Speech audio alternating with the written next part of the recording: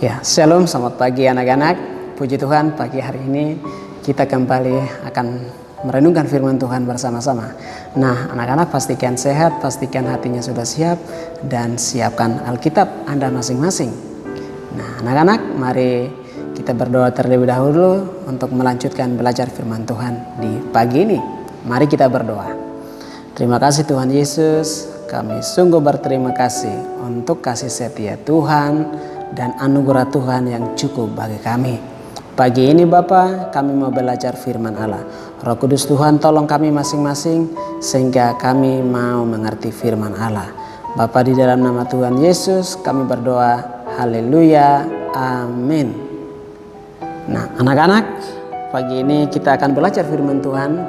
Firman Tuhan berseri dari Kejadian pasal 27 ayat 1 sampai dengan 29. Nah, panjang sekali ya ayatnya, tetapi kita akan belajar dari beberapa ayat yang menjadi ayat-ayat pembahasan untuk kita di pagi hari ini anak-anak. Nah, anak-anak, Mister akan bacakan beberapa ayat, yaitu dari ayat 13 sampai dengan 17. Nah, ayat 13 berkata begini.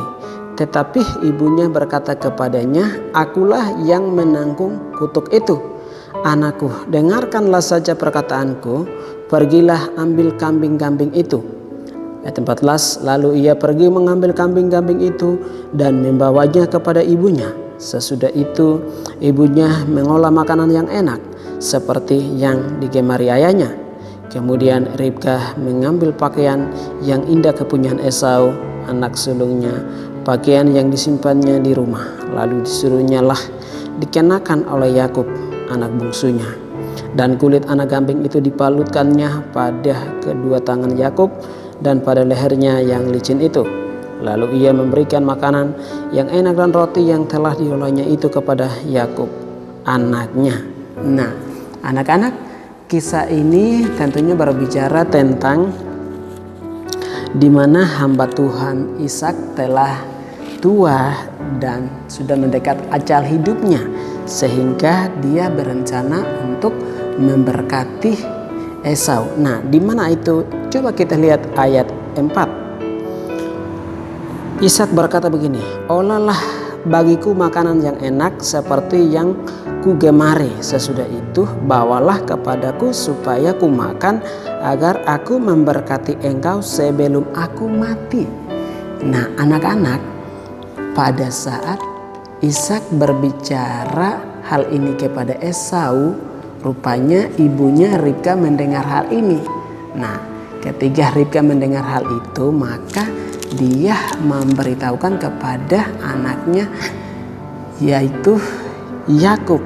Nah, anak-anak sudah tahu cerita bahwa Ishak mempunyai anak kembar, yaitu Esau anak pertama, kemudian anak yang kedua atau anak yang lahir paling terakhir adalah Yakub. Mereka adalah anak kembar. Nah, anak-anak, tetapi kemudian mereka punya kebiasaan atau mereka punya pekerjaan yang berbeda.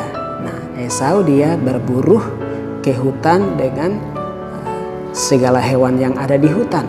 Tetapi kemudian Yakub dia lebih di rumah. Dia selalu bersama ibu, dan pekerjaan-pekerjaan rumah lah Yakub lah yang membereskan hal itu. Nah, anak-anak, peristiwa ini terjadi karena Ishak mau memberkati Esau supaya Esau memperoleh berkat Tuhan. Nah, anak-anak, kita pasti dan tahu cerita bahwa yang harus diberkati adalah anak yang kedua, karena firman Tuhan dalam nubuatannya sudah berkata kepada Ishak dan juga Ribka bahwa anak yang pertama akan menjadi hamba kepada anak kedua. Anak kedua yang dimaksud adalah Yakub. Jadi sudah jelas bahwa yang akan menerima berkat janji Allah adalah Yakub, bukannya Esau. Nah, tetapi tadi kita baca ayat 4, di situ jelas bahwa Ishak berkata kepada Esau dan Esaulah yang akan diberkati. Wah, ini kayak semacam kekeliruan yang terjadi ya anak-anak. Nah, rupanya hal itu diketahui oleh Ribka dan ia menjadi panik anak-anak. Ribka menjadi panik. Dalam kepanikannya itu Ribka malah tidak meminta tolong sama Tuhan, tetapi dia cepat-cepat mengambil keputusan. Kemudian dia mempengaruhi anaknya Yakub untuk harus mempersiapkan diri sebaik mungkin untuk merebut janji Tuhan itu dari tangan papanya. Nah, anak-anak, kita juga bisa tahu bahwa Ribka ini dia seorang yang cerdik. Karena dia seorang yang cerdik, kemudian dia mempersiapkan Yakub untuk menerima janji Tuhan itu. Seperti di ayat 13 itu. Kata Ribka begini, akulah yang menanggung kutuk itu anakku, dengarkanlah saja perkataanku. Pergilah ambil kambing-kambing itu. Nah, jadi anak-anak dengan kecerdikan Ribka, tetapi di dalamnya memang Ribka dia mengingat dan berpegang teguh pada firman itu. Nah, sebenarnya Ribka dengan Ishak mereka sudah tahu firman Allah bahwa yang akan mendapat berkat adalah Yakub. Tetapi cerobohnya adalah Ishak mau memberkati Esau. Wah, ini seperti apa ya? Tetapi kemudian anak-anak akhirnya dengan cara yang cerdik dan licik yang dilakukan oleh Yakub dan juga Ribka atau dengan mamanya, sehingga dia yang dimaksud Yakub diberkati oleh ayahnya. Nah, anak-anak, apa yang kita bisa belajar dari hal ini ya?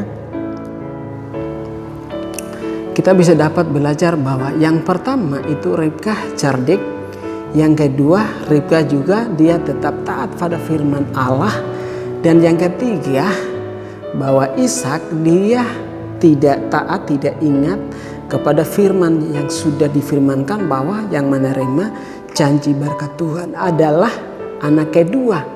Nah, jadi anak-anak, kita mau belajar firman Tuhan dari hal ini bahwa